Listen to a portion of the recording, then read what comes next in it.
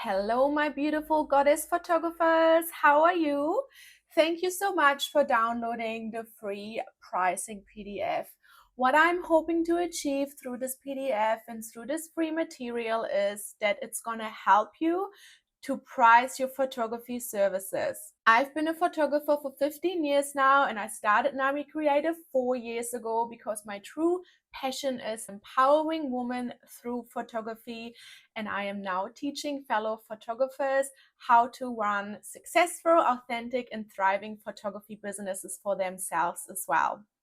I found pricing such a hard topic right from the start, and still I struggle with pricing, and I believe there's others out there that struggle as well. So I created this PDF in the hope that this will help you a little bit when it comes to navigating the maybe, let's say, confusing world of pricing your photography packages. So let's go through the more tips on pricing together. As a photographer, I believe you're a visual person just like myself, so I thought I'd do a quick video explaining the tips on how to price your photography packages. Number one is consider the name of your packages. I find this super important. You don't want to make your small package sound undesirable by calling it the mini package or the small package. I recommend you get creative and come up with a name that even makes the small package of yours sound desirable. And for people, when they feel like they actually don't have the budget to go for your higher level packages, make them feel like they're getting less. So I think it's super important to name even your smaller packages with a desirable name, so your clients really feel like even though they're going for the small package, they're still getting lots of value for their money. So some recommendations here could be, you could call your smaller package maybe the fine package, you could call it the sweet package. So try to put a positive spin on even the smallest package that you're selling. Then when it comes to showcasing your packages online, I always recommend you putting your highest price package first. What that does to the viewer on your website or wherever you have your packages displayed, it makes them feel like, ooh, that is quite expensive. But then as they scroll down on the page, they see the normal package and then the smaller package, which psychologically, when it comes to choosing your package, makes them feel like, ooh, that's so expensive. But oh, actually, I can afford the medium package and the small package that you have available. So when it comes to putting your packages online, make sure you always put the most expensive package as the top one.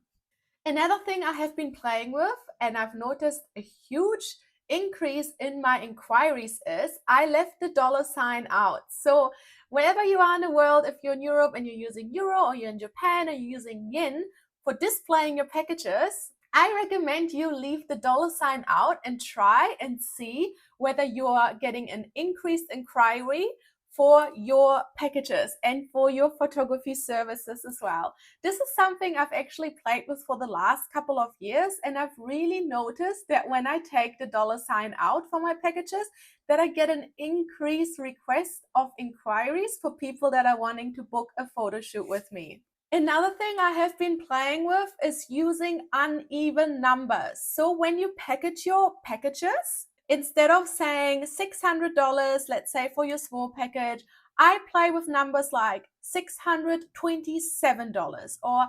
$666 or $653. Whatever it is, use uneven numbers, because for the viewer and your potential client, it makes it look like you've put extra effort and thought into pricing your products, which make it look like you actually really thought the process through and you know what you're doing, even though you might not. But I have noticed when playing with uneven numbers and really making numbers that are a little bit different, it captivates and captures your potential client's interest and attention, and therefore you will get more requests for your photography services as well. The last step that I would like to talk about is pricing principles. So I have found, and I read a lot of books when it comes to psychology of money and psychology of pricing and marketing.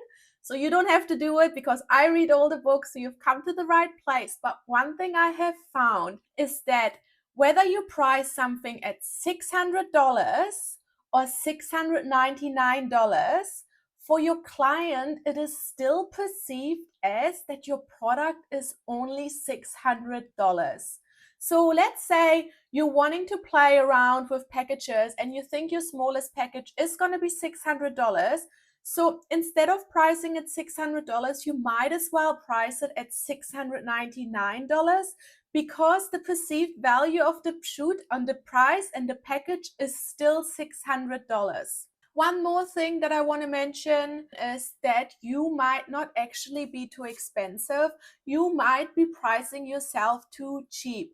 So people put value and pricing in one category. So your potential client might think, for a $200 photo shoot, the quality of the photos must be crap. There must be shit, quite simply put. Therefore, they're not booking with you. So before you actually think, oh, my prices are too expensive, maybe rethink that, because you actually might be too cheap. I hope this was helpful for you, and thank you so much for being here with me on this photography journey. I can't wait to see you become your most empowered and authentic photographer.